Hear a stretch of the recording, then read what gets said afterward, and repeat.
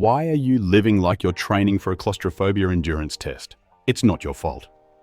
Most guys in their 20s or 30s move into their first place, toss in a Craigslist couch, maybe a coffee table, and think they're done. Fast forward 3 months, and the room feels more like a cramped box than a bachelor pad. But you don't need to knock down walls or move out to make it work. In this video, we're going to make your small living room look bigger using real design principles that actually work. Just a few smart layout and design moves can make your space look bigger, feel better, and actually reflect the guy you're becoming. Let's fix it. Go all in. Your small living room isn't a death sentence, it's a canvas. The trick is choosing one dramatic material or texture and letting it become a feature. Instead of competing with a messy collection of furniture, it focuses the eye. A rich wooden slat wall, a brick accent, or a dramatic wallpaper can draw you in and make you forget about the dimensions of the room. This plays into emphasis. You're adding a strong focal point to a small space. Guys, we do this all the time in fashion. Think of a nice leather watch against a simple black shirt. Now we're just applying it to your home. Naturally, your furniture and lighting will gravitate toward it, creating a center of gravity. Your small space starts to feel purposeful instead of tiny.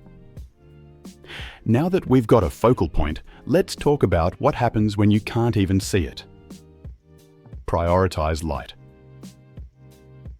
Picture this. Your room, with heavy curtains and closed blinds, feels like a cave. Naturally, it's tiny. Now, rip down those thick drapes and let the light pour in. Natural light and good lighting design can make a small space feel noticeably more open and inviting. Natural light instantly opens up space, especially in tighter layouts. Skip the blackout panels and try linen, sheer, or even nothing at all if privacy isn't an issue. The more daylight you let in, the larger and more breathable the room will feel. This taps into contrast and balance. The softness of the light cuts through heavy furniture, adding depth and openness. Instead of competing with your furniture, the light highlights it. So lose the heavy fabrics, opt for lightweight linen or sheer curtains, or leave your windows entirely bare if you're not facing a busy road. Small change, big impact. Your small room just opened up. Speaking of space, there's one move that creates more of it without touching a single wall. Clear it out. Your small living room isn't a storage space, it's a lounge.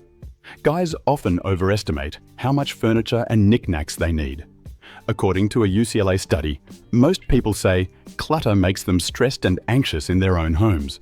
That stress makes your small room feel tiny. So start by decluttering. Remove furniture you don't use and ornaments you barely notice.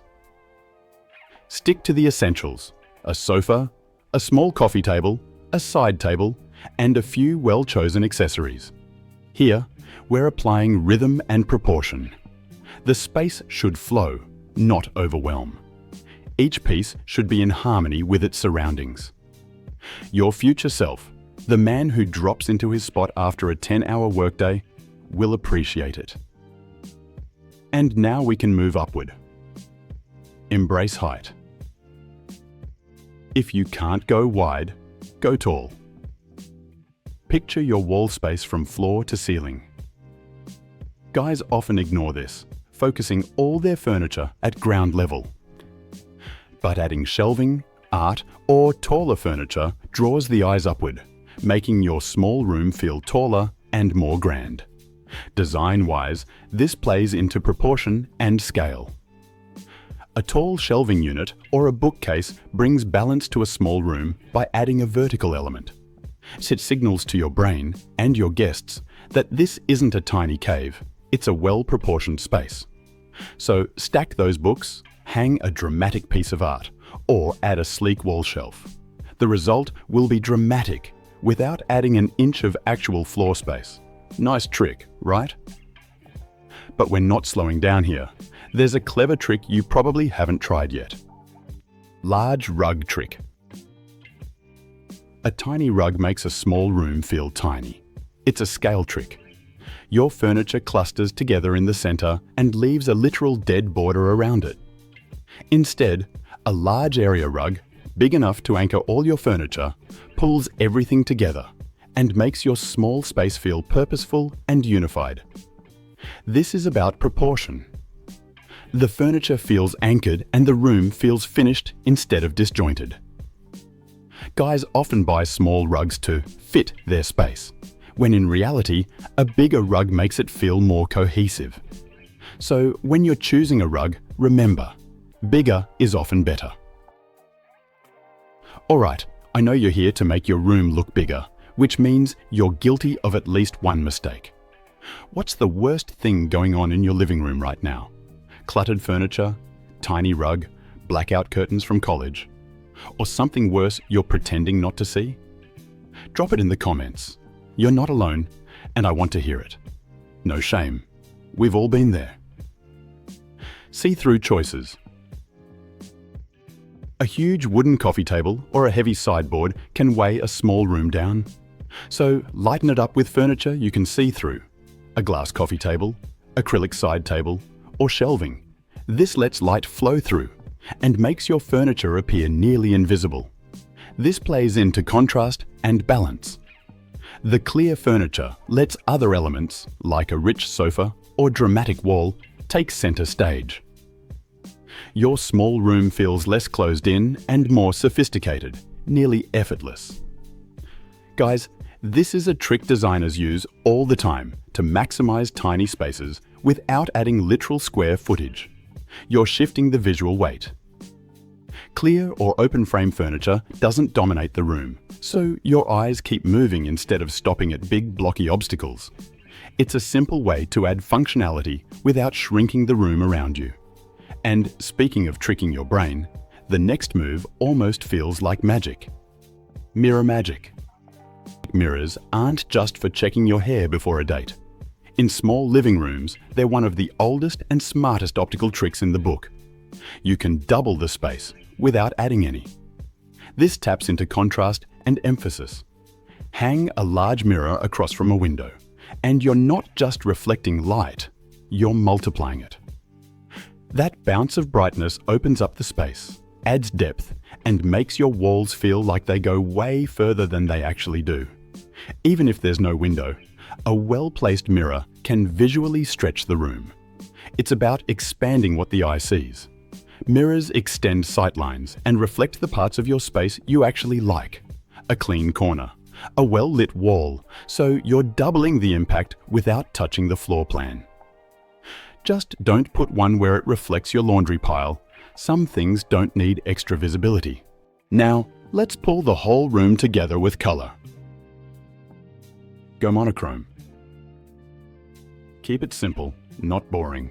Too many colors in a small space create visual clutter, even if you keep the furniture minimal. Instead, go monochrome. Pick one main color like charcoal, iron ore, or soft gray, and build around it using lighter or darker tones of the same shade. This reduces contrast between walls, furniture, and decor, which makes everything feel smoother, more spacious, and more intentional. You're creating calm through consistency. It lets the texture and shape of your furniture do the talking, instead of everything fighting for attention. Worried it'll feel flat? Mix in different materials, leather, wood, metal, stone, within that color family. That way, it stays masculine and layered without becoming loud. But even with the right colors, your room can still feel off, and that usually comes down to layout. Layout discipline. Most small living rooms feel cramped not because they're too small, but because everything's in the wrong place. Pushing all the furniture against the walls, stacking side tables in corners, or leaving dead zones in the middle of the room breaks the natural flow. Good layout creates balance and breathing room, even in tight quarters. Start by defining a clear seating area, not with walls, but with your rug and furniture. Angle a chair, pull the sofa slightly off the wall, and group pieces so they feel connected. not scattered. Make sure there's a clean walking path and that every piece has a reason for being where it is. Layout isn't about perfection, it's about purpose. And now that you've placed everything with intention, the next step is knowing when to stop. Respect the empty space. You'll have to accept that not every corner needs a purpose. One of the fastest ways to make a small room feel smaller is trying to fill every inch of it. That empty corner? You don't need a random chair. That blank wall? It doesn't require another shelf. Leaving open space, visual and physical, gives the room to breathe. It's not laziness, it's design maturity. Empty space is what gives your other choices weight. It draws attention to what's there and makes everything feel more curated. So instead of asking, "What can I put here?" ask, "What would happen if I left it open?" In most cases, the answer is, your room will look cleaner, calmer, and a whole lot bigger. Small space, smart moves. That's how you level up without upsizing. If you liked these tricks, you'll love this next one.